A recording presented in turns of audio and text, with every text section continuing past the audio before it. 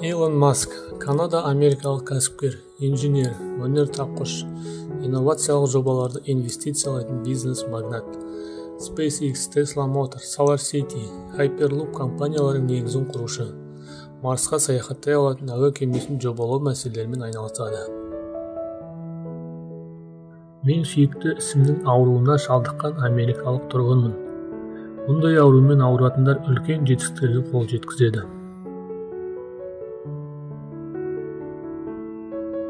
Шындығында мен уақытты басқару туралы бірде-бір кітапты оқыған емеспін.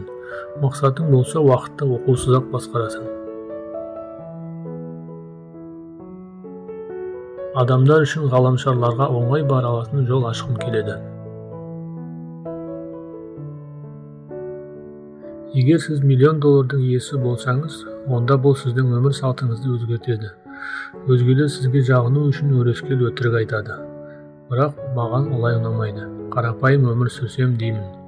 Сол үшін де мен күн сайын және демалыс күндер жұмыс істеймін. Бірнеше жылдан бері демалысқа шыққан емеспін.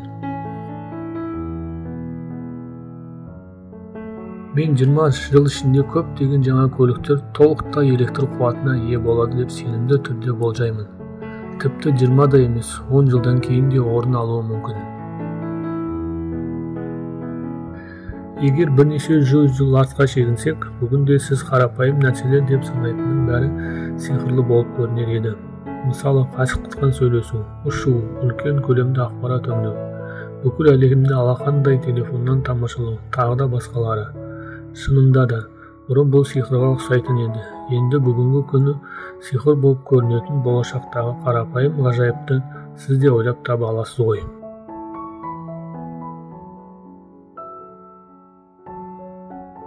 Біз өзімізге жақсы көретін дүниеге қалай қол жеткізуге болатынын ойлауымыз керек. Сол арқылы әлемді жаңартамыз. Пікірлер теріс болса, сұрау және оларға мән беру өте маңызды. Әдетте адамдар жағымсыз эмоциядан аулақ болу үшін мұндайдан қашық алшақ жүреді. Бірақ менің ойымша бұл қате.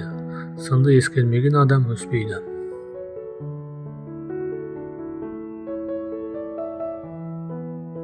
Жеңілу қалыпты жағдай деп айтпаңыз. Жеңілу қалыпты емес.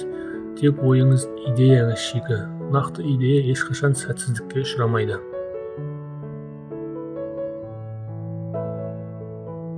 Өзіңді ақылды етіп көрсету, яғни жасанды ақыл, бүкіл адамзат үшін негізгі қауіптің бірі.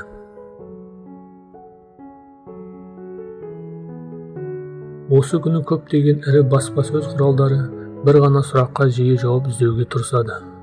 Бүгін жер бетінде қандай жаман жағдай орын алады? Қандай жақсылық болады деген сұрақ бірінші орында емес, өкінішті.